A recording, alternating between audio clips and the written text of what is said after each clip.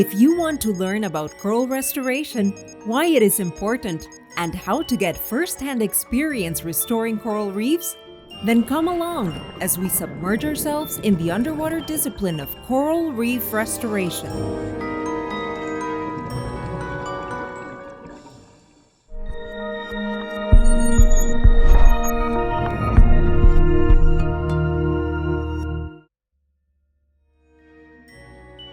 Coral reefs are continually at risk, affected worldwide by global warming, coral diseases, land-based pollution, and other stressors.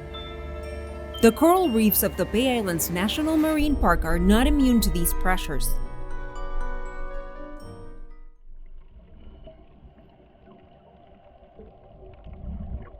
At the Roatan Marine Park, we believe in protecting these valuable resources by restoring them to their original splendor through the naturally occurring processes of asexual and sexual reproduction.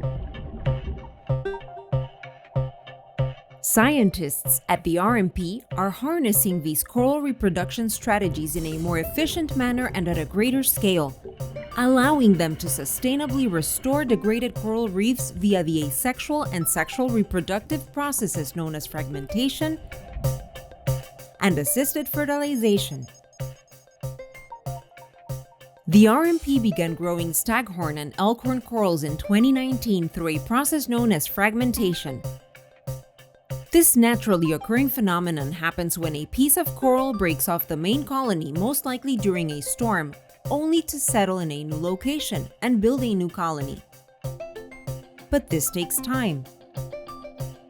By collecting these loose pieces of coral, which we call fragments of opportunity, we can accelerate this process by harvesting these genetically healthy coral pieces in our coral tree nursery.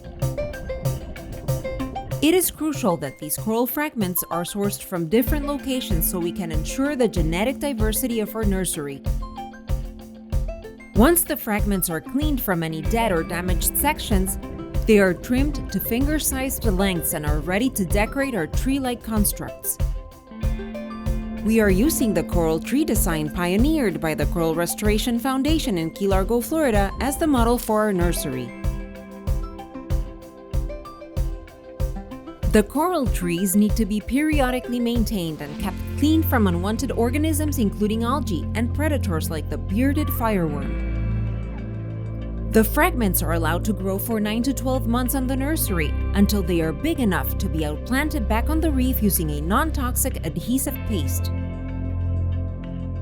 They are then monitored to measure their growth, survival rates, and to identify any emerging disease.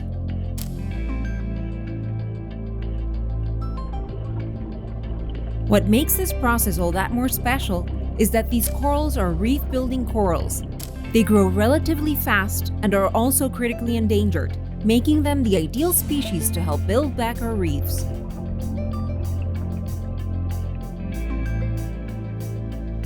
With support from international experts in this field, like Secor International, the RMP has gained valuable know-how into this more elaborate process, launching the program of assisted fertilization in 2022.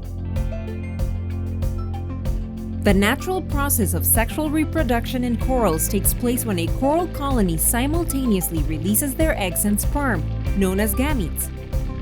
This is what you call a mass spawning event, which usually takes place once a year, in the evening and in concert with the lunar cycle.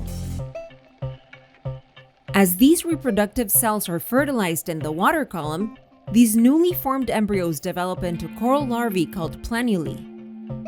They return to the reef looking out for a hard surface to settle on and begin growing into coral babies, thus setting the foundation for a new coral colony and completing the coral reproduction cycle. Through the process of assisted fertilization, we are employing this very same method to grow more coral babies at a larger scale by breeding them in our laboratory and in specialized incubators known as cribs, where they are set to rest until they have settled and are ready to be transplanted back on our reefs. For this process, we are focusing our efforts on a species known as grooved brain coral, as well as elkhorn, as these species have been severely impacted by coral diseases. By way of thorough analysis, our field experts have been able to determine a calendar with the dates when these specific corals are ready to spawn, giving us ample time to prepare for this process. A functional crib first needs to be ready for the process to work. These cribs are in essence floating buoys that hold the substrates where the coral larvae will settle.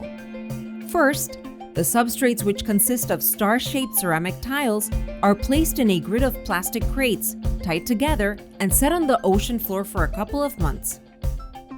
This step is necessary for the substrates to grow coralline algae, which is a special type of algae necessary for the sedimentation of the coral larvae to occur. Once the gametes are released during the mass spawning event, they float to the surface where we collect them using specialized nets.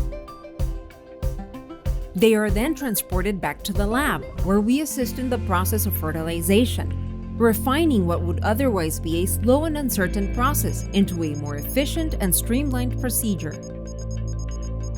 The fertilized gametes are now coral embryos, ready to be deposited in our floating crib, which has now been retrofitted with the substrates containing the coralline algae, and are ready to begin their transformation into coral babies.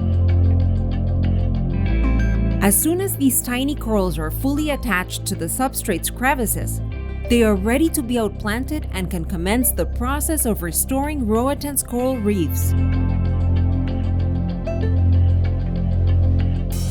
If you want to learn more about the exhilarating activity of coral restoration or would like to join us as a hands-on volunteer, please visit www.roatanmarinepark.org. Thank you for your support.